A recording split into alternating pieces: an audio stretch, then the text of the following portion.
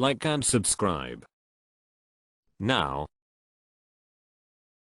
what do you know is true without evidence? What are you certain of, right down to your bones, without proof? Back when I was 10 there was a competition for school kids to write a treatment for an episode of Doctor Who, with the best one being developed into an full episode in the next series and the winner receiving a writing credit. I was a huge fan of DW at the time and the competition was actually run through schools. So my teacher made the entire class do it, but I was very excited. I began writing a story about the Doctor landing on a planet full of defective Cybermen, whose programming had gone awry and had been left on this asylum planet to rot. The Doctor lands there in response to a mysterious distress call from a woman and attempts to find and save her while avoiding the dangerous dysfunctional Cybermen and the looming threat of planetary destruction at the hands of the normal Cybermen. I finished my short treatment and gave it to my teacher to submit. Unfortunately it turned out the competition was very strict about the formatting of submissions and mine was returned because I had used the wrong formatting in some way. It seemed like a weird reason. I was a bit disappointed and that was the end of that. But then, a year or two later, there was an episode of DW called Asylum of the Daleks, which seemed incredibly similar to my story except with Daleks. So incredibly, eerily similar in fact, that to this day I am absolutely convinced that Stephen Moffat saw my script and came up with a formatting excuse so that he could remove me from the competition, steal my story, change the bad guys and claim it as his own. I have zero evidence. I don't even still have the treatment I wrote, or any letter from the BBC about my submission. And yet I know in my bones that Stephen Moffat stole his script from 10 years old me. I believe you. Limp Bizkit did a tour where they were looking for a new guitar player. After you waited in line you signed something saying whatever you played could be used by the band. They toured across the US, having people play their best original took what they wanted for future use, and never got a new guitar player. I mean in any case I really liked that episode so good job. Back when I was 18 I got my first tattoo, the Squaresoft logo on my upper arm. It was 2001 and I was also on my own in a new state. I was and still am a huge RPG fan and it's the height of my geekdom. Well, I sent in a picture of me and my tattoo with a short letter about me and my favorite games to official PlayStation magazine. They published my letter and photo along with the caption "We don't know whether to be impressed or frightened." The very next month they started a tattoo of the month section and I am absolutely sure 100% that I either started that or was the story that proved the concept, the test, unless someone can come from that team's time and tell me I'm not. I'll always believe I was the start of that. The Truman Show was made to make me think the entire world watching my every move was a ridiculous notion. But I know better. I remember watching the episode where you watch that movie. That my cousin stole my holographic first edition Charizard Pokemon card back in the early 2000s. I audibly gasped. That's like a cardinal sin. My brother deleted my game save on purpose. He was old enough to read. He knew what he was doing. I did. Oh something's about to go down. Let me get my popcorn. For every sock that goes missing a Tupperware lid appears. That my last boss secretly hated me even though we had, on the surface, a very positive relationship. My boss acted like we were friendly and encouraged me to be open with her, and then I got fired out of nowhere. So, that was obviously an act. I got fired for being honest on my annual review. She said I was obviously unhappy with my job and that I was too hard on myself. Like I just said that I needed improvement in specific areas. I was comparing myself to people who had been in my position for over 20 years. Yeah, I'm gonna give myself a 3/5. My ex-boss used COVID as an excuse to make me redundant because I was the only member of his team to be hired by someone else and not him. F that guy forever. Lots of companies are using COVID to get away with all kinds of shite now. 100%. We all lost our annual pay rises in April. Then in June we're told it's the best quarter the company has ever had. We work in it. Casey Anthony killed her daughter and her parents know it too. My cat knocked over the water glass on purpose. There's a travel agency that's been around in my town for as long as I can remember. I wholeheartedly believe it's a front for the mob.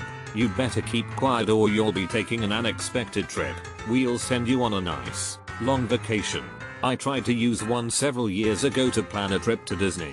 They basically told me to go online and do it myself. I did. That's odd.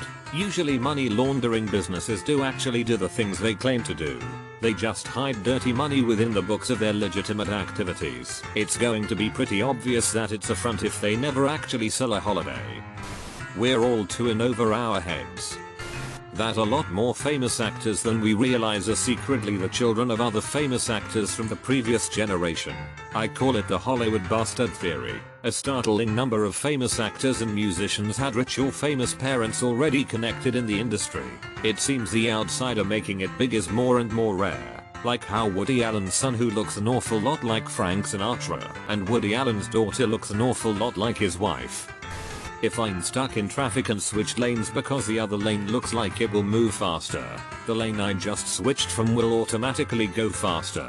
However, if you don't switch lanes, your lane will still go slow, so go ahead and switch lanes. Even though it doesn't change your commute time, it speeds it up for the rest of us. Getting a name tattooed on your body is a curse both on you and the person whose name is on you for as long as you wear it. Tell that to my father, who has his own nickname tattooed on his arm. I think he reversed the curse by doing that because of the amount of luck he's gotten in life. My cat is in a constant superposition of having recently eaten and being starved to death. At least, that's how she acts. Also, any of my feelings about myself can't contradict or disprove those, no matter how hard you try. Not that it is something I believe to be true, but something that I often think about is the butterfly effect. Like little things I do during the day could affect the total outcome of my day. I stopped for ice cream the other day on the drive home, and when we got back on the highway there had been a massive accident where the back of a red Porsche was just incinerated.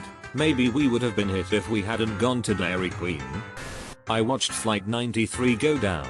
I would never share that in real life because it's effing grim and no one would believe you. The geography of the reports are off. I saw it clear as day from Kent State's main campus, Ohio. I didn't know what I was seeing other than I remember thinking that plane is way too low. We had a aviation college, so planes were common and too big, and it's jerking around like how a toddler drives a Power Wheels truck. Continued on to class. You don't wanna be late even at a liberal college. What you almost certainly saw was it being taken over by the hijackers. During the hijacking, which was at 9:28 AM, maybe a 9:30 class, during the takeover it was very jerky and lost a lot of altitude, and it took a while for the hijackers to stabilize it and get it under control and turn it around. The world is not ready for a bald Messi. Burger King hash browns are just tater tots. Aren't McDonald's hash browns essentially big tater tots? 1 in every 3 or 4 people is not capable of critical thinking. And I'm not making some kind of point about politics or anything. I mean, those people are literally incapable of taking an information and synthesizing it with other information and coming to their own conclusions. They are basically robots programmed by whatever source is most convincing to them. I've considered the same idea at one point in time. I think that the population that is genuinely incapable isn't something like 1 in 4.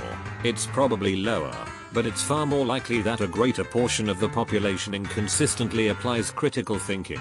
An example of this would be someone who can apply it when they are at work but does not do the same when it comes to other aspects of their life. Big shrug, cause who the F knows in the end? I sure don't. I can only speculate.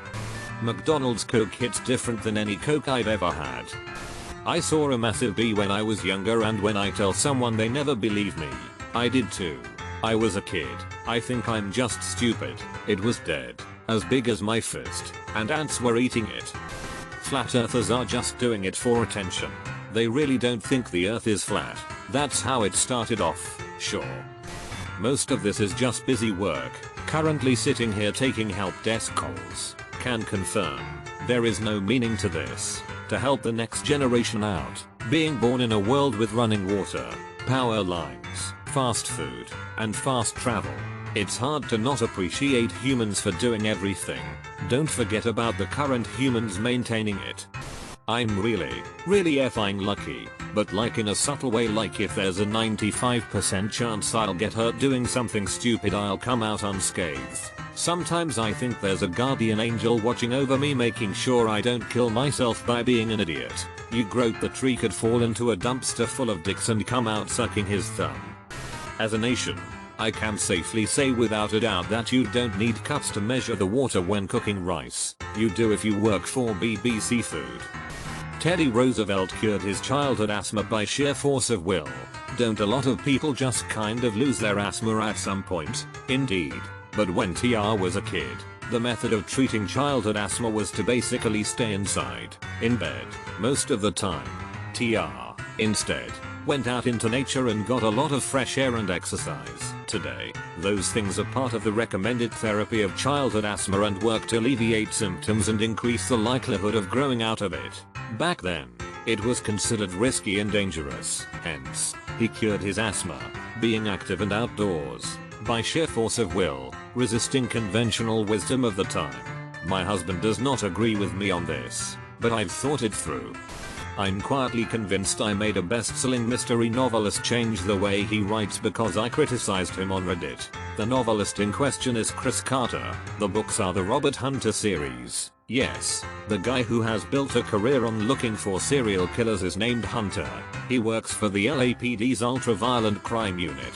It's not a series that's overburdened by subtlety, is what I'm saying.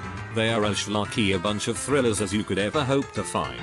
But for some reason I can't get enough of them. Despite the fact that they're very much not great, they lean pretty damn heavy on ridiculous tropes. And I've never seen a more Mary Sue lead than I have in this series. But the biggest complaint I have with them is that the same line appears almost literally word for word in the first 9 books. I made a comment about it on Reddit on an Our Books thread about your favorite terrible authors, and I went back through all of the books published so far just to prove my point. The Crucifix Killer.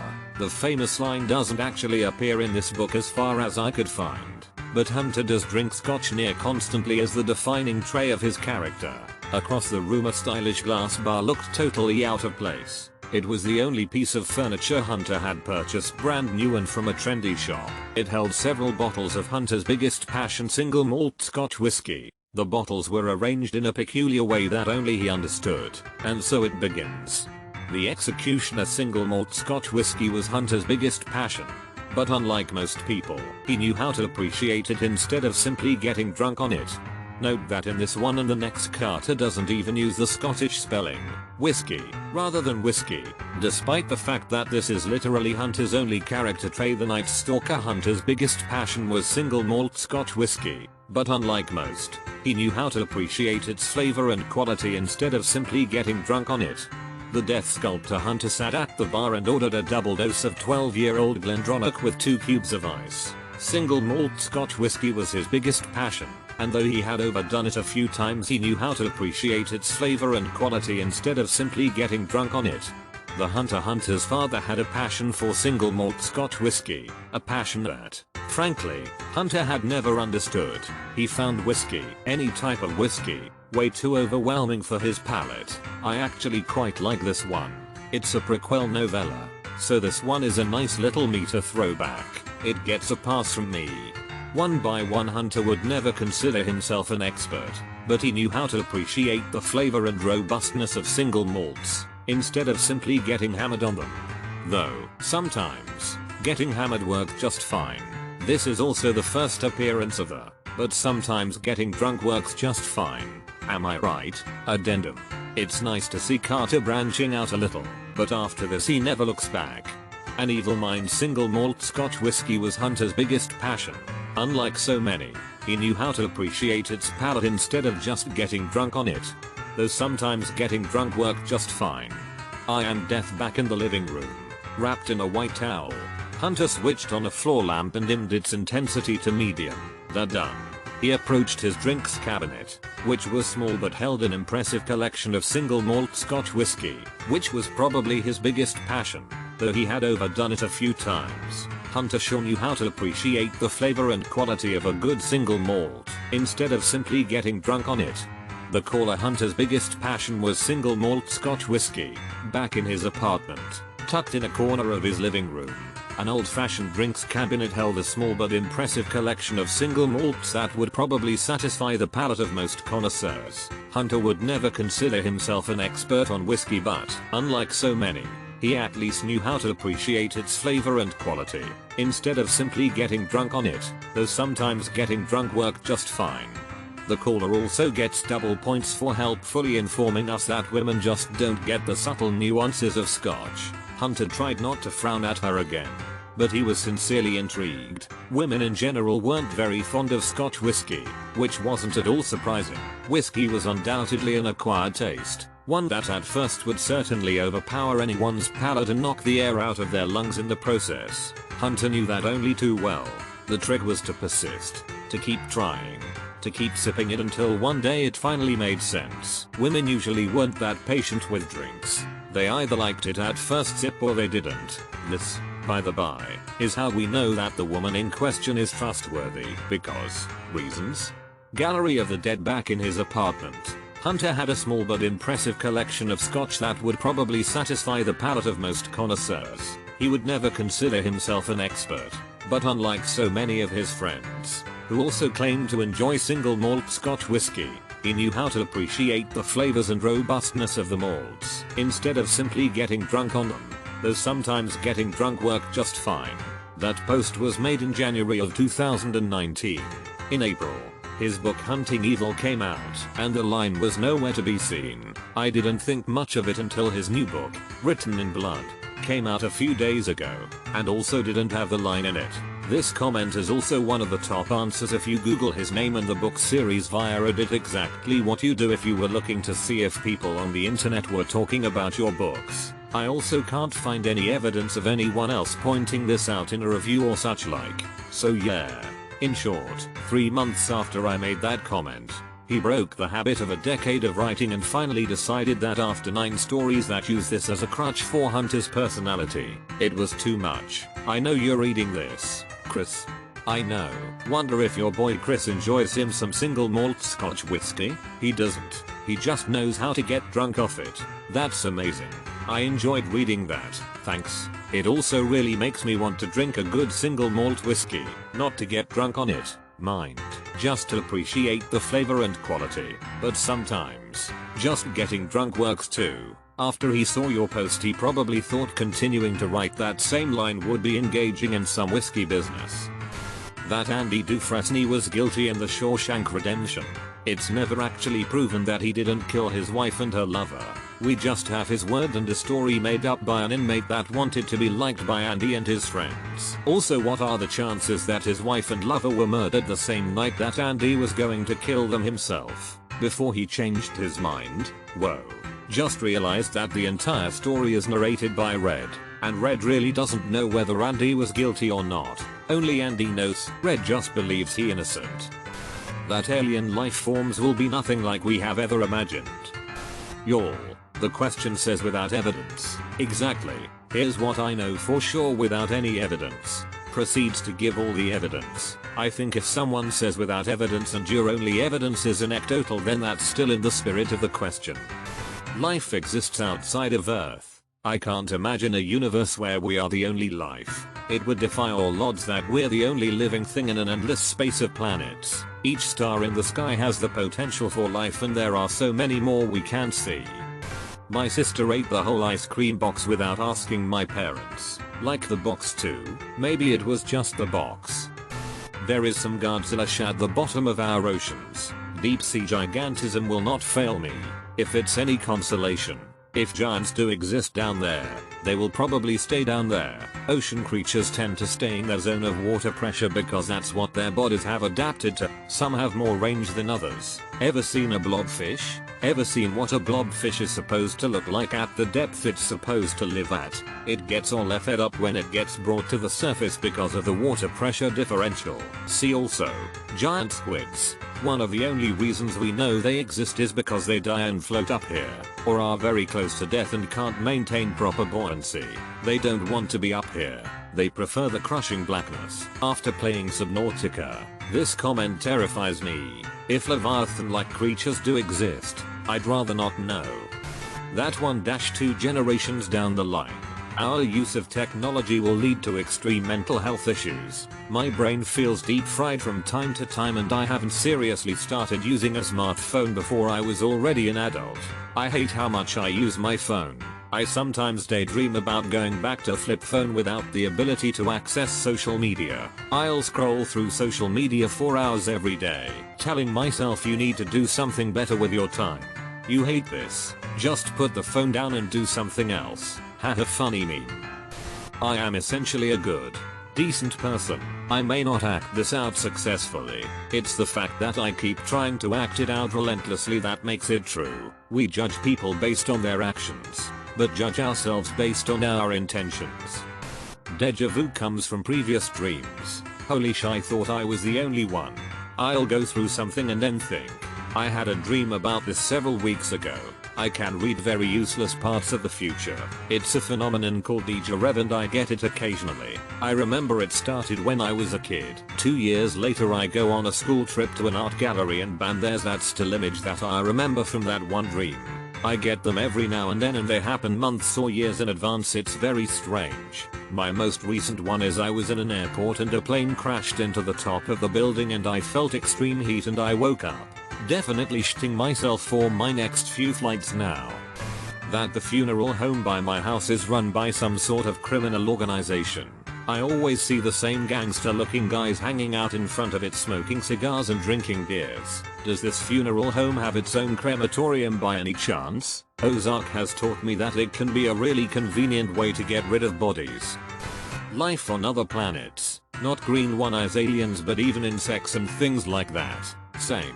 The universe is way too big for us to be the only ones out there. Here's a good point Neil deGrasse Tyson makes. We're not even made of odd stuff. Excepting helium, which is inert, we're pretty much made of the most common elements in the universe. Carbon is the most chemically fertile element, so it's no surprise we're carbon based. Plenty of carbon throughout the universe. It can't be just us. The numbers are just too staggering and the material to make life as we know it is everywhere.